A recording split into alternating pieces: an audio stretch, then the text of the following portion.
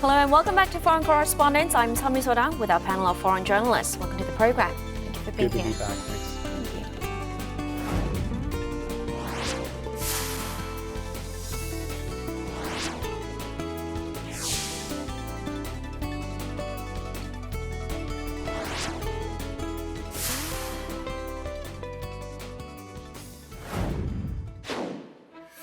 South Korea and Japan have been locked in a bitter trade war for nearly a month now, and several key developments have taken place that could change the course of the ongoing dispute.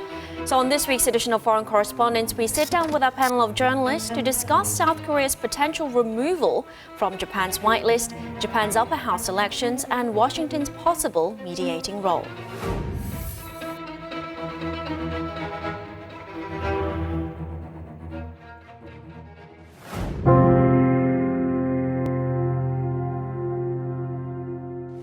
So Frank, what's your forecast? Will South Korea eventually be removed from Japan's whitelist? I think it's a little bit early to tell, or it may be impossible to tell. There's still some time before that decision, needs to be made, and that time could enable the two sides to take a step back and maybe find some type of compromise. At the same time, I think Japan might delay some decision. I think that would be an extraordinary decision. But what I also want to do is I want to kind of tamp this down a bit. To call this a trade war right now, I think is kind of inflating what's going on. You think it's just dispute? I call it a trade spat. Okay. For now, because what Japan has done is it's placed some restrictions on just 3 materials in one industry, and it requires more paperwork and more sort of bureaucratic measures. They're not banning the export of these goods. They're just delaying them. This is just a BB gun across the bow of relations between the two countries. I don't think we can call that a war at this point. Okay, Kelly?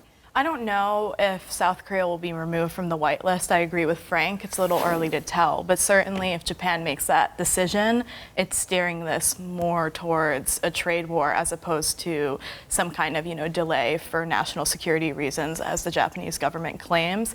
It's interesting because right now is definitely a pivotal moment in this conflict. And, whether or not Japan makes a decision to pull South Korea from the whitelist, or whether or not South Korea decides to bow out of that intelligence sharing agreement will really kind of set the tone for what's happening here. Okay. I think if public opinion is an indicator of what's to come, in Japan, I believe an outlet reported that the government was going out and canvassing to see what the sentiment was among the Japanese people.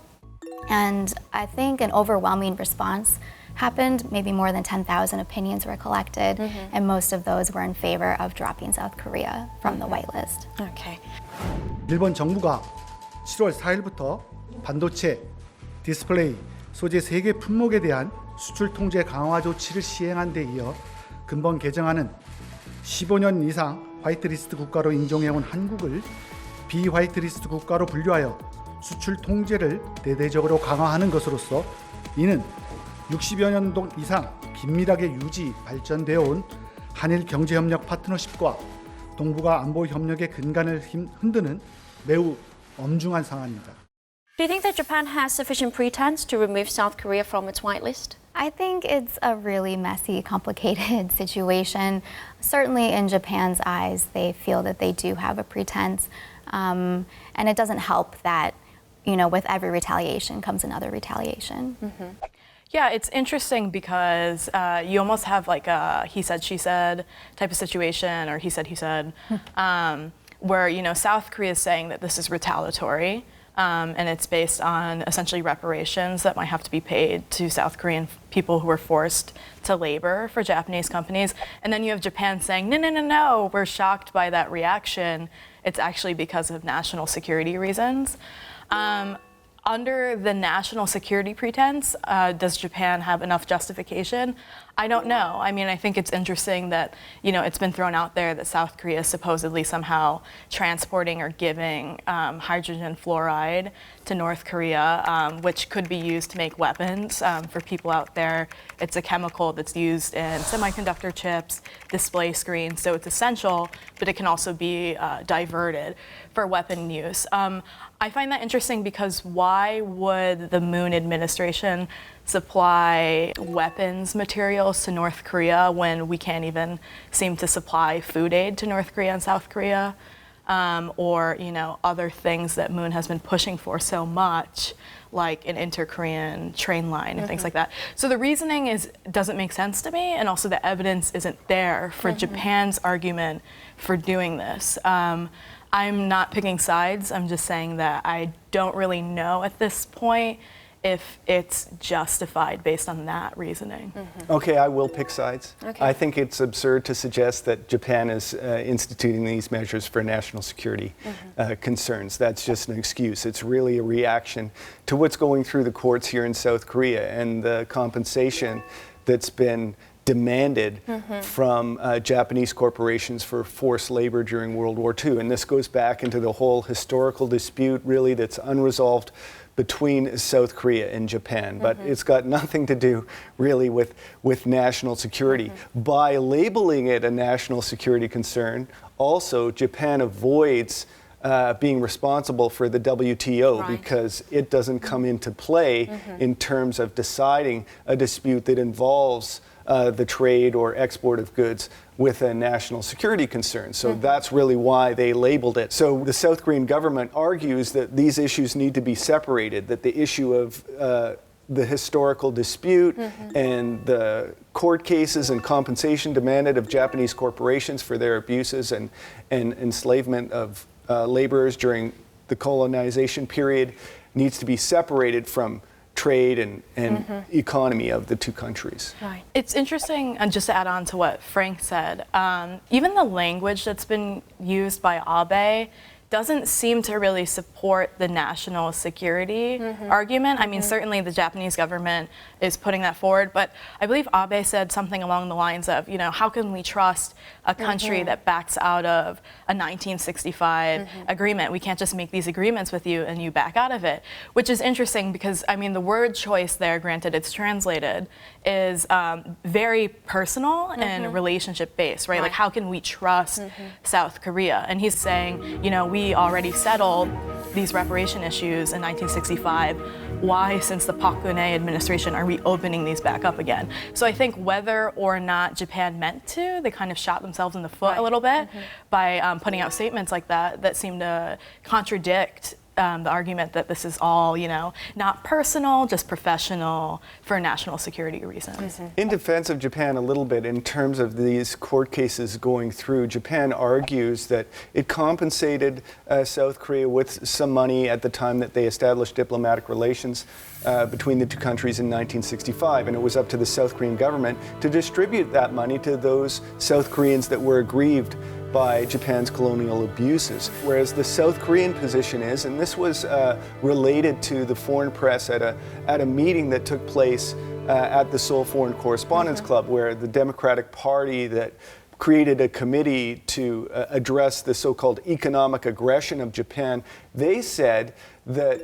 individuals can still make cases and sue the Japanese corporations over their abuses despite this agreement, the 1965 agreement. So really that's where this dispute, the sort of crux of this dispute is, and it remains unresolved as we speak.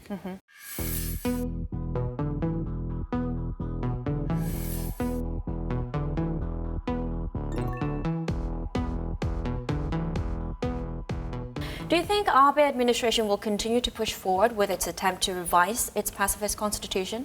I think there's a good chance, just because that's been a part of Abe's platform for a while now. Is it a wise decision, or is it a decision that's representative of the whole Japanese population?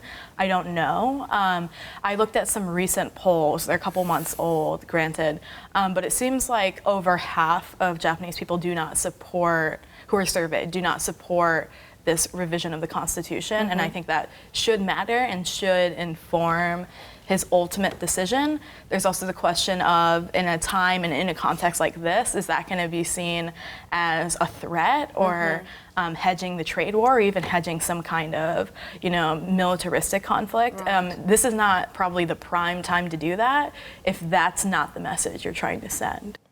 I think what's most concerning about what's going on in Japanese politics is the disorganization of the left wing. You have a division amongst liberals, or to use the term loosely, the left wing, into 4 or 5 political parties in Japan, not one that can provide a viable counterbalance to Abe, and that gives him sort of greater political capital that he can use to move forward on revising the pacifist constitutions, something that, as Kelly mentioned, is likely to remain part of his platform.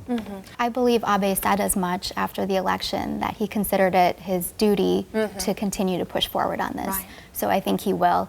And even though he does not have the supermajority, he believes he has allies on the other side who are also pro-revision. Okay.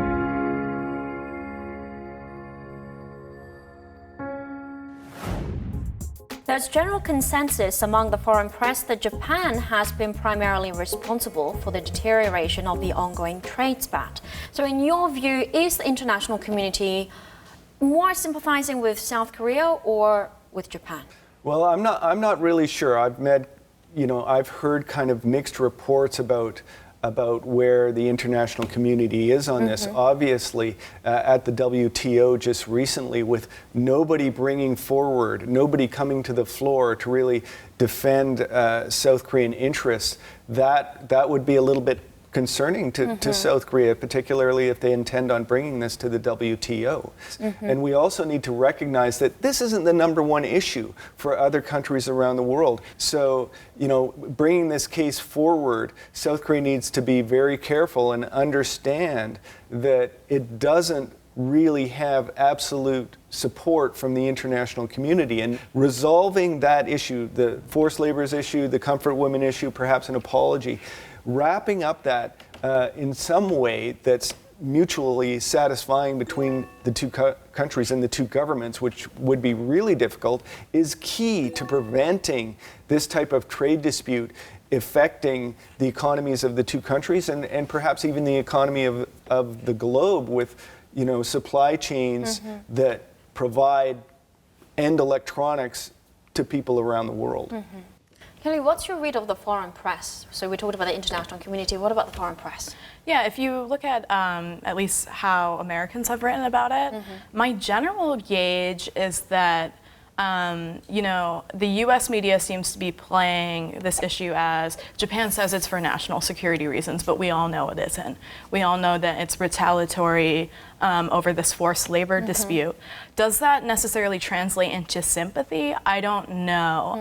And in terms of the WTO meeting that Frank mentioned, it's interesting because, yes, no one did take the floor to stand up for South Korea, but I don't think that's because they're on Japan's side. I think that's just because they don't want to get involved, and some diplomats outright said that. The interesting thing too is that at least among some of the English language press that I read in Japan, it seems like even those news outlets are speculating whether or not this is really for national security reasons. But again, that doesn't translate to empathy or the thought that we should. Or that it's supporting either side. Yeah, I do think the bias is a little skewed towards South Korea overall, and in what I've read, at least.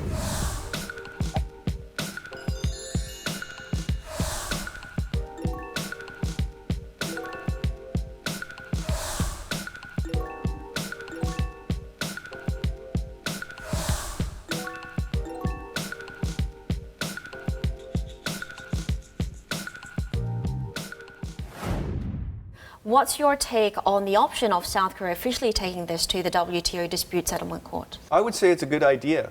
They have the lawyers in place. Why not get it rolling and increase the pressure on Japan to address this issue and pull back? At the same time, I think there needs to be behind-the-scenes diplomacy to take place to try to find some exit that would be a safe phasing exit to both countries. Because you know, the amount of money that's involved in the forced labor dispute is not really that much. And what's going on in the trade dispute right now, it doesn't really involve that much sort of financial impact. It's just a delay right now.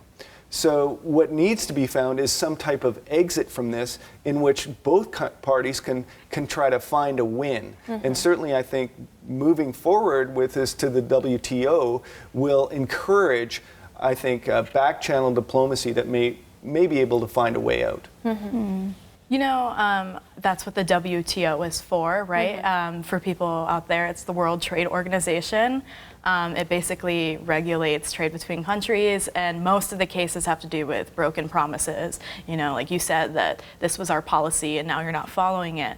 So it's there for this exact reason. You know, South Korea and the United States have cases in the WTO right now, and they're still allies. So it's important to utilize that as a third-party mediator, if you will. If this actually does go to the WTO, they have about a year. There's a set deadline, a year to settle this case. And if there's an appeal after the decision, they have an additional 3 months. But, you know, granted, the majority of cases don't actually make it to the courts, if you will, in the WTO. They settle it individually on the side. Because the animosity is so large right now, I don't know if South Korea and Japan can do that.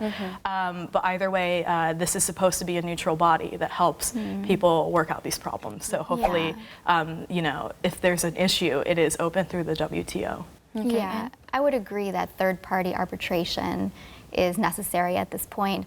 I mean, South Korea and Japan have proven time and again that they cannot get it together and use diplomatic means between just the two of them. So if they can find another way to come to a resolution, that would be good. Okay.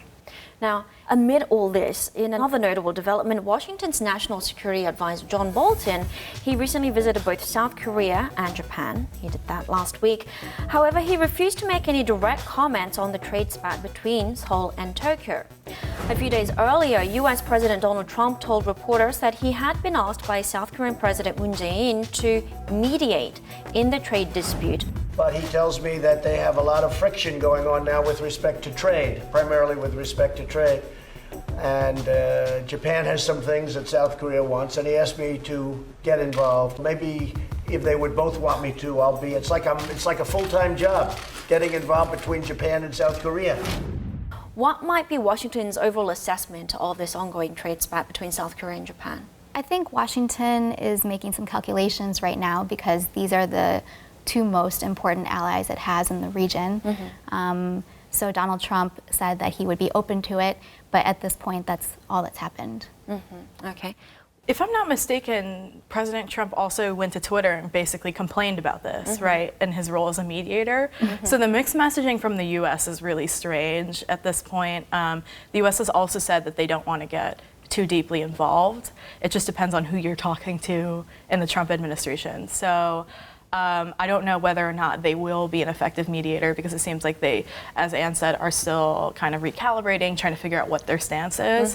And like with a lot of foreign policy in the U.S. right now, Bolton and Trump don't see eye to eye, and then you have all these other people in the background vying for their idea of how it should be done. So I don't think South Korea at this point can rely on the United States to get reasonably organized fast enough to, you know, help settle this dispute. I think we can also look at other motivating actors that will encourage a resolution to this, and those will be big business. And big business in China, for one, is going to be affected. Here in South Korea is going to be affected.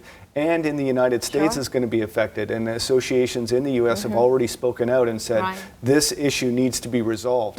That kind of pushback, I think, is going to have actually more of an effect in bringing the parties to the table to get past this. Certainly the Whitelist is going to have an impact. And if the implementation of these trade restrictions goes into effect, it could have serious implications on the supply lines of these components that go to China and elsewhere for manufacture into, you know, consumer electronics. And then you see a whole cascade of other economic impacts. So you think voices from the business community will be more effective at bringing the two sides together? Yes, yes.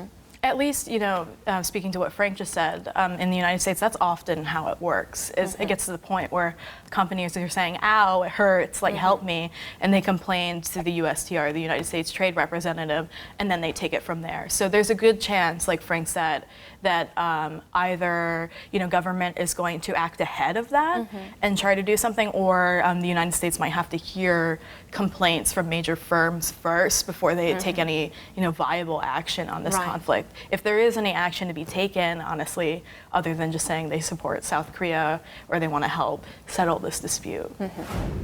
Some say that South Korea should terminate the GSOMIA framework with Japan in response to Tokyo's removal of South Korea from its whitelist.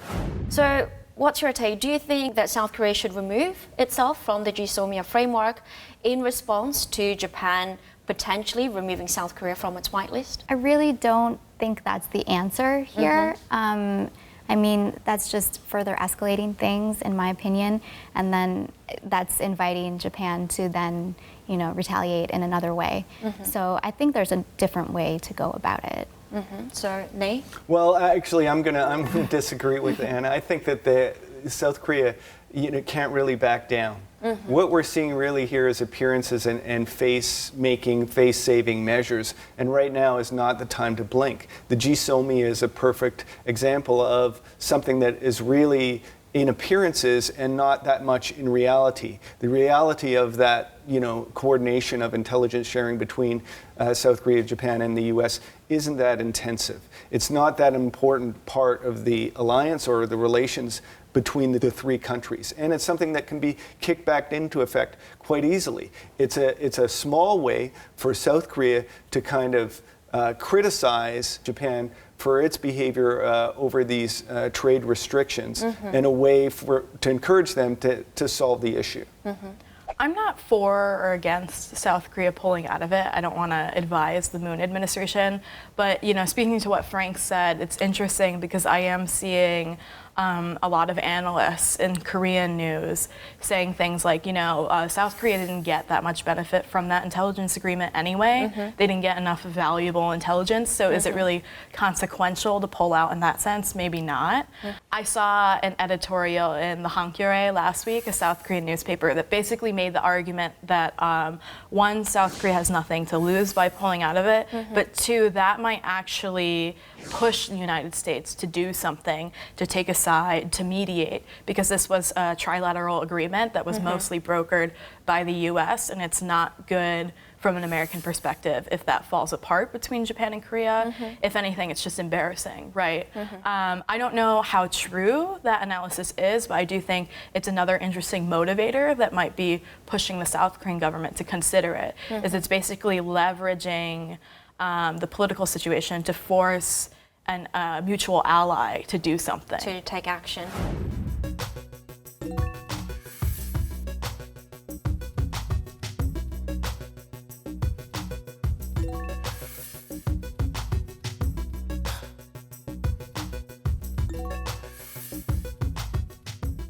Which of these key dates do you think, aside from the whitelist date, which of these key dates will have the most influence in the direction of the trade spat from here onwards? I think the Liberation Day could have a pretty sizable impact. In the what reason, way? The reason why I say that is just because this ongoing conflict between Japan and Korea is, between politicians, but it's also between the populace. And every once in a while, something just breathes life back into this conflict. So, right now, I feel like South Koreans have really felt this rallying cry to boycott Japanese goods. And I'm actually quite surprised at how big of an impact that has had on Japanese firms. I think if something like this happened in the US, it wouldn't have that kind of impact. So South Koreans have really mobilized. I think Independence Day celebration is a key time for the president of South Korea to give a speech, to speak to the nation. That's broadcast across the nation. I've covered it every year for probably like 10 years and gone to the speech myself. So that gives the President Moon, an opportunity to either dial up that rhetoric against Japan and focus on this trade spat, or dial it down and suggest that they need to work harder toward a diplomatic solution. Also, probably you're going to see a lot of South Korean activists and South Koreans that are concerned about this issue out in the streets demonstrating. How big is that going to be? And that will have an influence on certainly how Japan reacts, Japan's population and the government. All right, we'll have to wrap it up here. But as a final question, if you were to project the full cost of the trade war between the two countries as a news headline, how would you do it? I would say escalating retaliations between Japan and South Korea threaten regional security. Okay. I don't have a crystal ball, but I'll be a little optimistic here. I would say something like, Japan and Korea relations settling down, but still sour. And I think that's because I don't think this conflict is going to end the greater conflict for many, many decades. Rocky islets ahead. In trade spat, little reference to Doctor there. All right, thank you very much. We'll have to wrap it up there. Thank you for your input. Good to be here. Thank you. That wraps up our discussion on the South Korea-Japan trade war. We'll be back next week for another debate on the latest issues making headlines in South Korea. Thank you for watching and goodbye.